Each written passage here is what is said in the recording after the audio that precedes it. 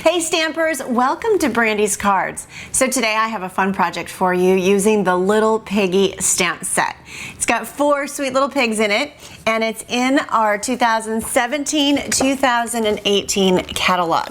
Now it's on page 48. I'm going to go ahead and open it up and show it to you because I always start with the Stampin' Up! Catalog. When I find a stamp set that I really like, I always start with the catalog and I look at the ideas that they've presented in here, and I kind of start to create, start to come up with my own ideas at that point. So take a look here. Oh, I love how they did this little pig here at the top left. So this is this Little Piggy stamp set. My favorite one is She Believed She Could, so she did. I love that one. But Hugs and Kisses is fun too, and You Make Me Happy is what we're going to use today. So this is the stamp set that we're going to use, and I've also got it here in the actual stamp set itself. This is the card we're going to make today. So take a look here. Super excited to show you how I did this. So the background I used are watercolor pencils. There's lots of different ways you can use those, but today we're going to use them for the background and to color our fun little happy pig. And I'm going to show you exactly how I did that. Alright, so let's go ahead and get started. This card is really fun, super easy to do, and once I show you how to do this background, I hope that you take your watercolor pencils and start playing with all of the different colors. The combinations that you can make and that you can, color these pigs in different stamp sets and different images is just endless, the possibilities. Pretty amazing, really. So what you're going to need is your watercolor pencils and aqua painter, because we're going to have to apply water to spread the ink or the color. And I've got Whisper White paper here. I also have Daffodil Delight, Tangerine Tango, and then of course our watercolor paper. So we're going to go ahead and fold our base. Now I do recommend using our 100-pound thick Whisper White cardstock. And the reason is because once we go ahead and color our background for our watercolor paper, it does warp a little bit. But you can pull out your heat tool and just kind of heat it just for a couple of seconds and it will flatten back out. But I feel like the thick Whisper White paper really does kind of hold it nicely. So we're going to set that aside. So let's go ahead and just jump right into our background. I have a few colors here. I've got Daffodil Delight. I've got the, I believe it's Pumpkin Pie in the Stampin' Right watercolor pencils. And then I've got the Basic Gray, Melon Mambo, and Old Olive. So those are the colors that I've picked out of the watercolor pencils. So now I'm going to suggest that you use the side of your pencil, and all I'm going to do is just kind of go back and forth. And I'm going to apply the color to my watercolor paper. Now I recommend in some places doing it a little bit harder. A little bit harder is going to make it a little bit darker there. It's going to leave a little bit more ink or color, if you will. So just kind of think about that when you're coloring your background. Now just, just a fast color. You don't have, there's no rhyme or reason to it. Just, do it really fast. And honestly, no card's going to look alike, and the randomness is kind of what's really fun. So you've got your aqua painter. Mine is a little stained. I've used it a lot. You're going to want to squeeze it and get some ink coming down. And then after you do that, you're just going to work your way. I kind of like to work in circles, but you can do it however you would like. And I am just going to blend this color. Look how beautifully that blends. I mean, that's what I love. And I even like some of the little, some of the lines, some of the deeper where you don't completely blend the color out, like right in here. I love that because I think it adds that texture and that watercolor look that we're actually looking for. So I think it's fantastic.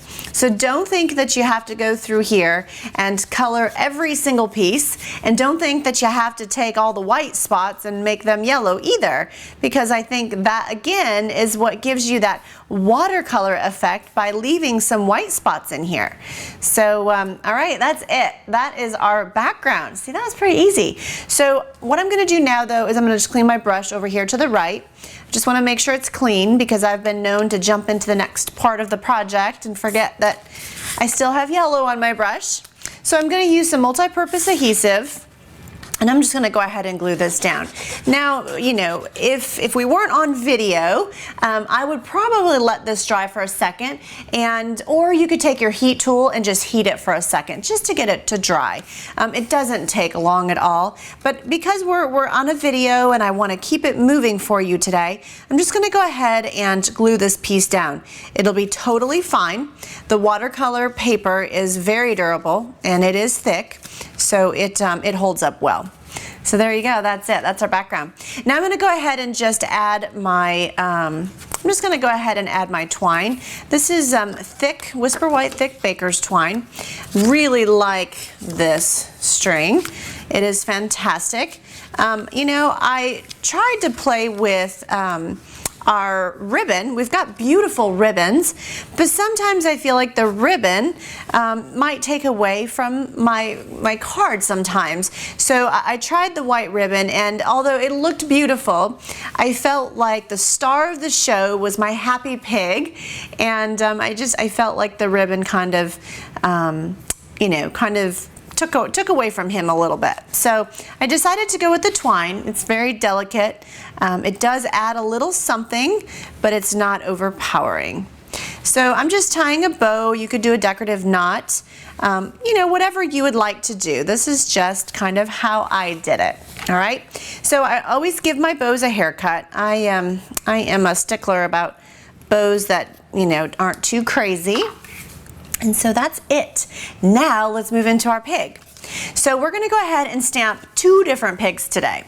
We're going to stamp the You Make Me Happy. I've got Archival Black, and I'm just going to ink that up really good.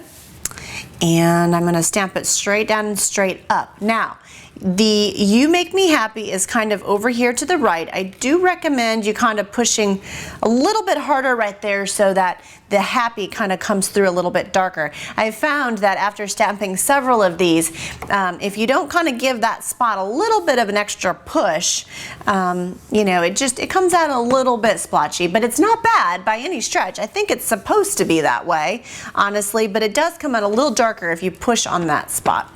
So on scrap paper, on scrap watercolor paper, I'm going to stamp this little pig too. And I will show you why here in just a minute. Okay, so I'm going to go ahead and set this one aside. I always recommend that you do kind of let your watercolor, when you stamp with the Archival Black, just let it dry for just a couple of minutes. Now I'm going to pull in Melon Mambo.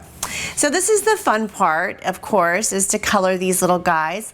So the side of your pencil, and all I'm going to do is add some ink right along her back or his back.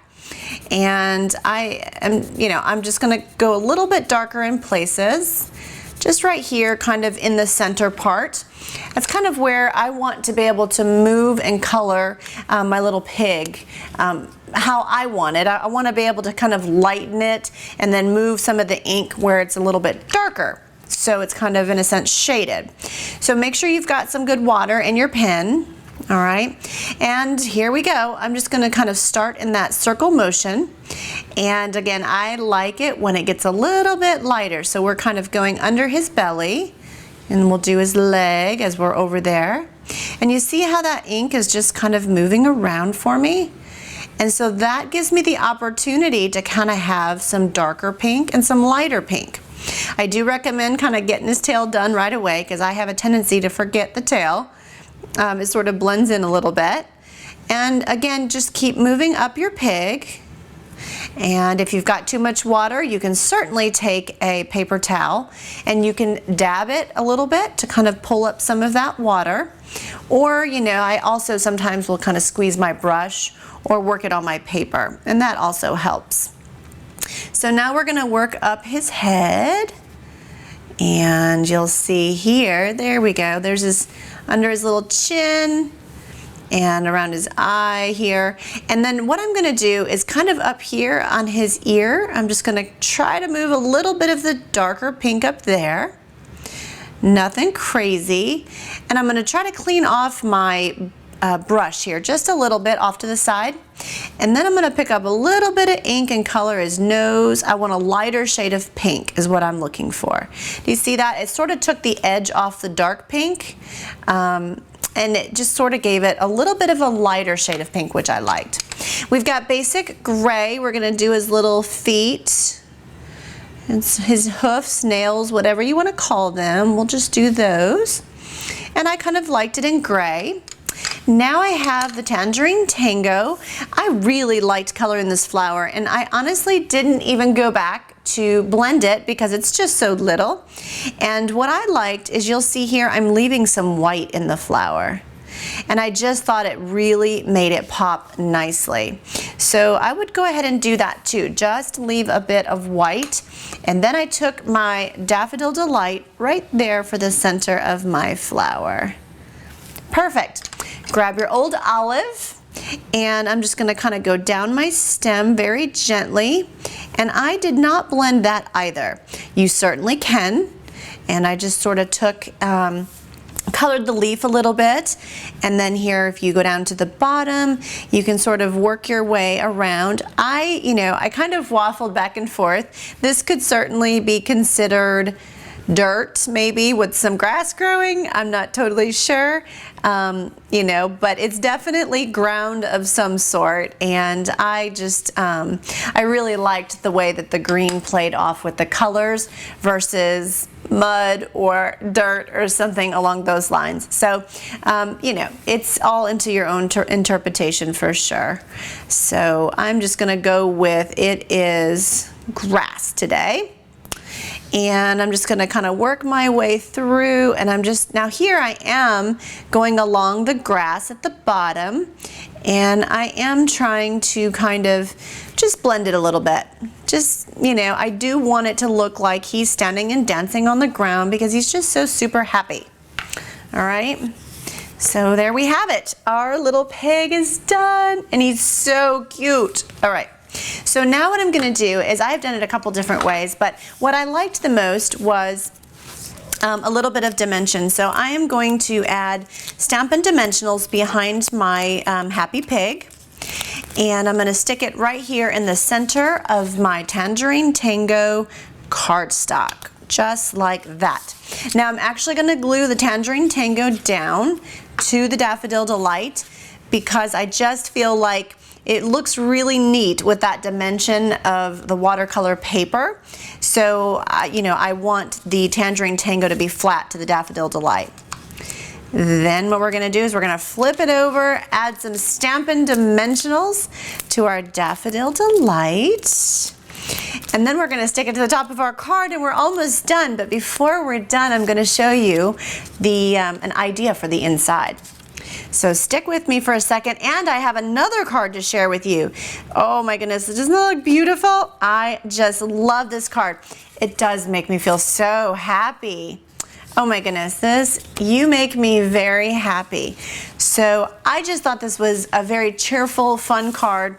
I know someone would love to receive that for sure. So take a look here. Remember, we did stamp this other little pig? Well, check this out. This is why I did that.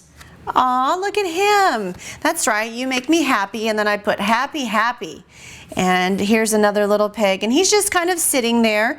And so what I did is I colored him the exact same way that I colored the top of our, the image on the top. And then I cut out the flower, which you certainly don't have to cut out the flower, but I thought it just kind of really tied back into the front of the card. And then I cut out the happies.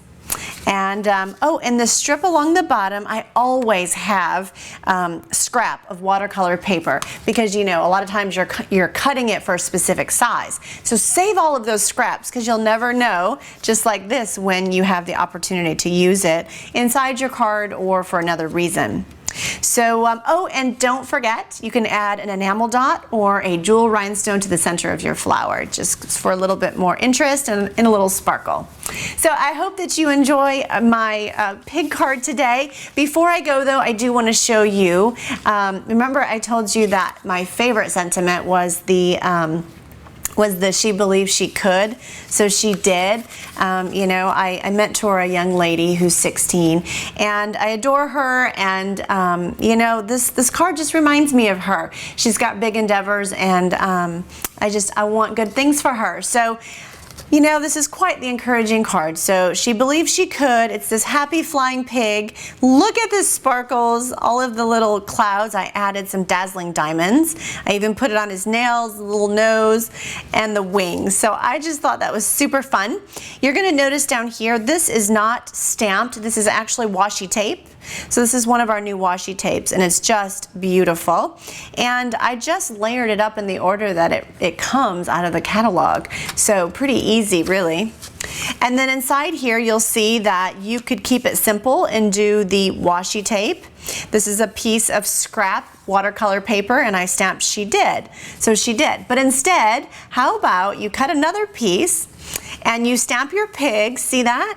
And then what you do is you color him, and I actually cut out the wings from the stamped pig, and I stamped my happy pig, and I cut them both out, and I added the wings to that. So it just kind of goes along with, you know, this flying pig. Well, he's the same pig in the inside, offering up the so she did with the flower. So I just thought that was a fun way to kind of finish the inside of that card.